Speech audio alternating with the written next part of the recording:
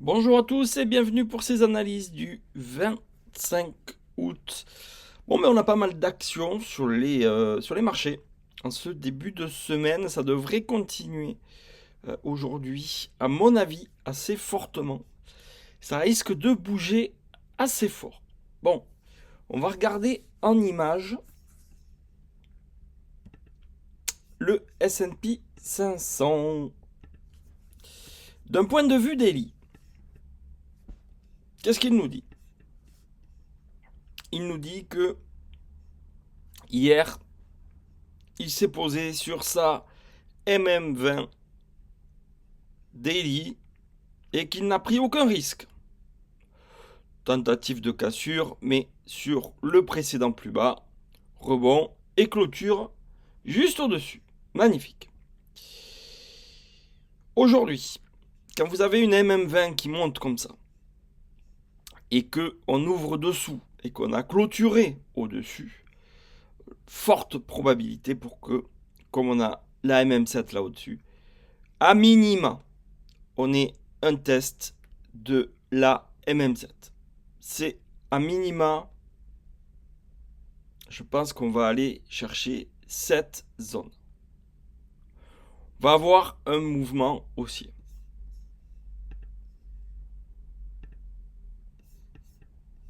Je vous rappelle qu'on est toujours là-dedans, que donc le mouvement haussier correspondrait à cette zone de résistance qui correspond à un ancien support facilement identifiable.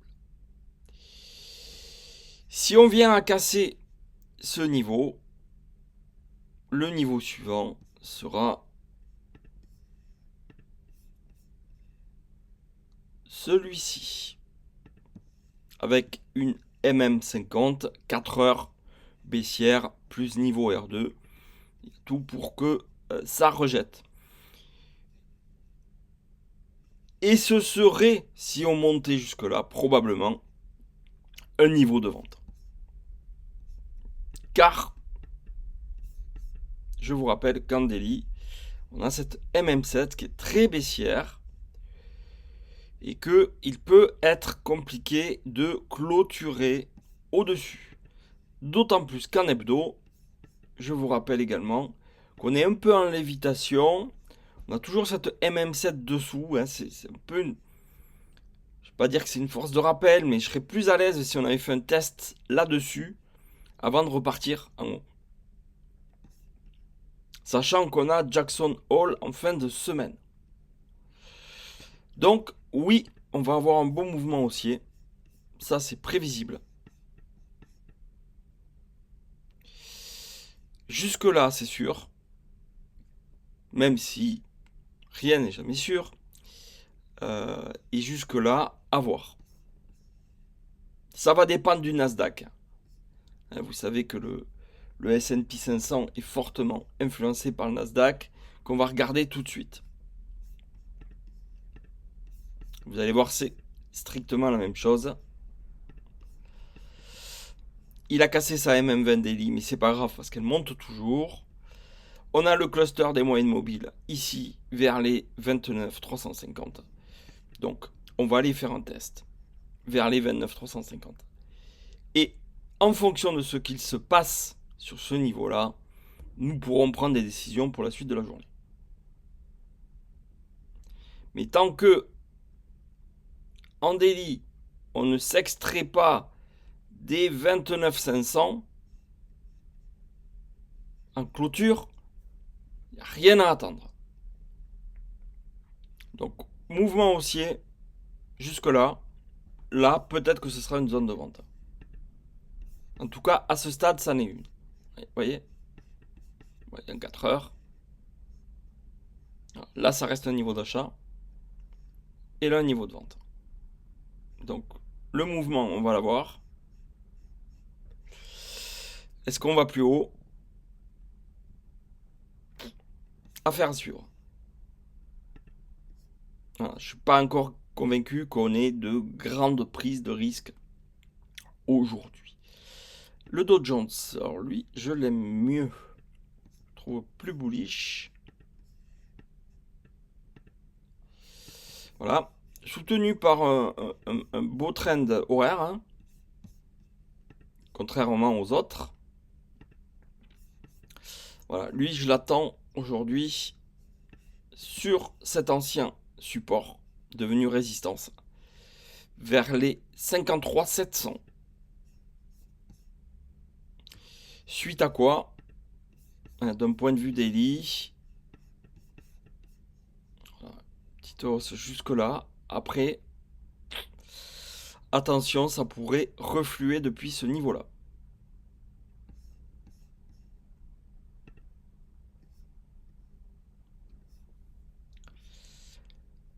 Ok, côté dollar.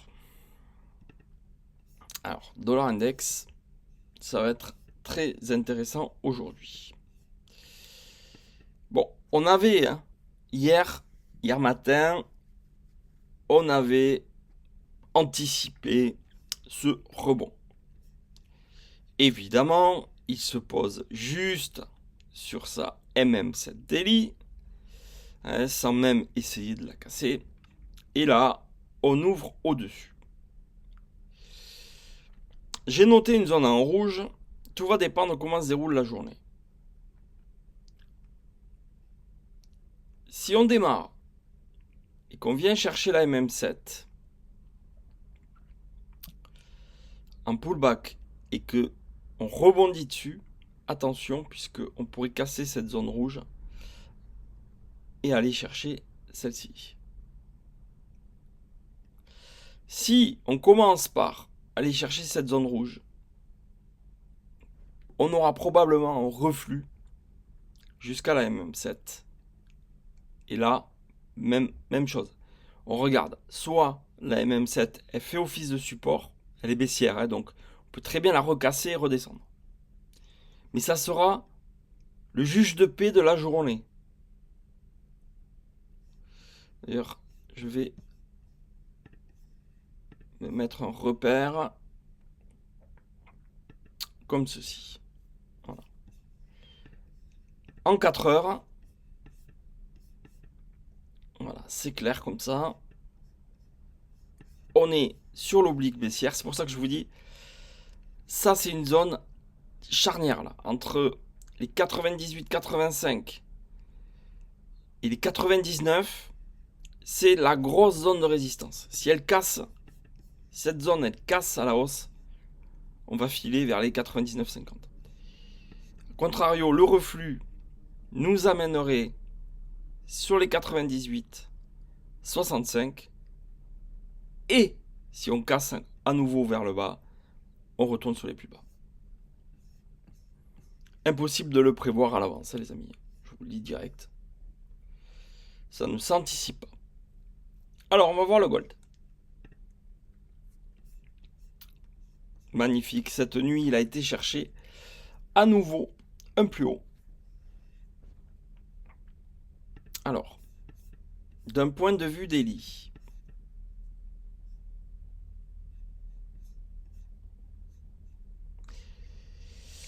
ce qui ne me plaît pas pour aujourd'hui, c'est que nous sommes là aussi en lévitation. On est très loin de la MM7 daily. Et en hebdo, on a touché l'objectif que j'avais, qui était sur haut de nuage. Donc, est-ce qu'une correction très temporaire, ou en tout cas en intraday, n'est pas envisageable? Eh bien, je suis méfiant. On va se mettre en 4 heures. Vous voyez qu'en 4 heures, on évolue dans un canal haussier. Et qu'on est venu faire une très belle bougie de rejet sur le haut de canal et sur la résistance hebdomadaire, sur les 4007. Donc, est-ce qu'on ne démarrerait pas une petite correction sur le gold? En tout cas, je suis moins valeureux que ces précédents jours. sur le gold, mais je parle bien pour aujourd'hui.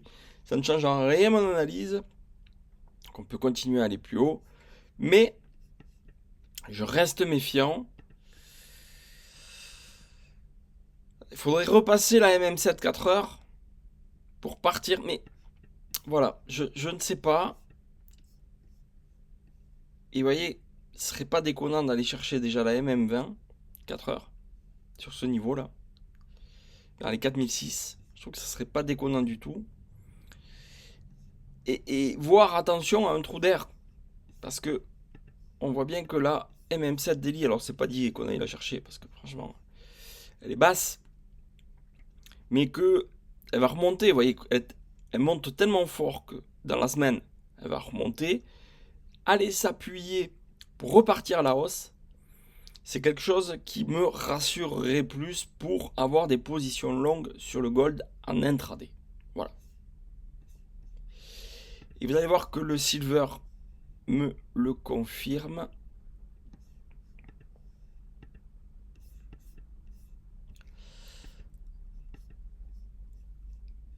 Hein, vous voyez qu'en daily, alors bon, on a la MM7 daily qui est là, les 67,20, on a ce niveau qui est là, c'est un ancien niveau de résistance qui pourrait faire office de support vers les 66,30. Et si je me mets en 4 heures, vous voyez, en 4 heures, un retour par ici, voire sur la trendline 4 heures.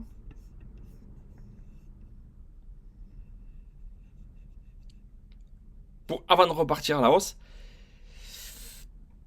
je trouve que ce serait plus rassurant. Bon, après, le mouvement, il est puissant. Hein, donc, il peut très très bien repartir de là où il est, de là où nous sommes maintenant. Mais pour y aller en intraday, autant quand on est en swing, il n'y a pas de débat. Mais en intraday, restons méfiants. Restons méfiants. Voilà. Je n'ai que ça à dire. En tout cas, je le suis.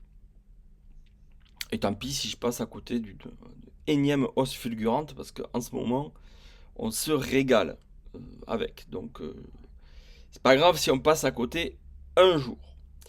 Côté euro-dollar,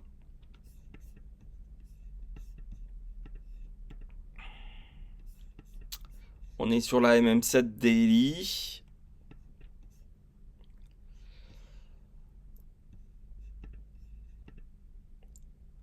En 4 heures, j'ai un beau train d'haussier qui passe par ici. En plus, tiens, voilà, on va descendre ça. On a la MM50, 4 heures qui remonte. Donc, vous voyez, moi je pense qu'il faut attendre une fin de correction par ici pour repayer l'euro-dollar. Je vous rappelle qu'on a encore du potentiel vers les 1,16, vers 1,1630, 1,1635. On observe, on regarde ses réactions. Et puis après, voilà, l'euro-dollar, toujours le potentiel pour aller chercher le 1,18. Hein. Mais attention, correction peut-être pas terminée.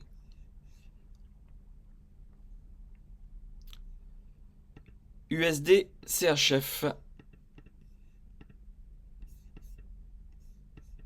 En daily, vous voyez, là c'est pareil. Bon, on a la MM7 qui peut toujours faire résistance, même si on est en train de la tester. On va commencer à arriver sur des niveaux de résistance.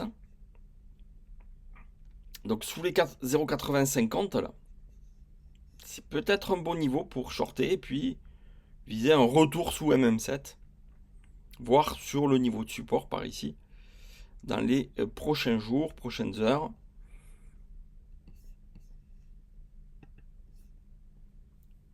USD CAD, tiens. Là, c'est vraiment l'actif que je trade activement depuis hier. Parce que très bullish sur les unités courtes. Voilà. Alors, USD CAD, je vise, comme je vous disais hier, donc là, pour le moment, tous les replis, je les paye, tant qu'on n'a pas été chercher cette zone-là. Et entre 1,38, 80 et 1,39, Pour moi, c'est le finish. Ça va correspondre à la MM20 Daily. Vous voyez, hier, on a fracassé la MM7. Et ça, je m'en doutais un peu. On va aller chercher cette zone-là. Et cette zone-là, pour moi, c'est le terminus court terme de l'USD CAD. Peut-être même une zone de reverse. Mais bon, on n'en est pas là pour le moment. Regardez, la beauté du mouvement horaire.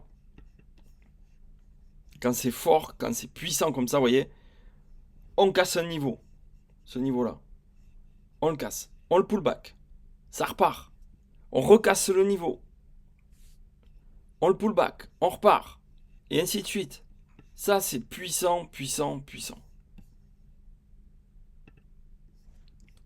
C'est ça le trading. Prendre des mouvements comme ça. On va aller voir le pétrole.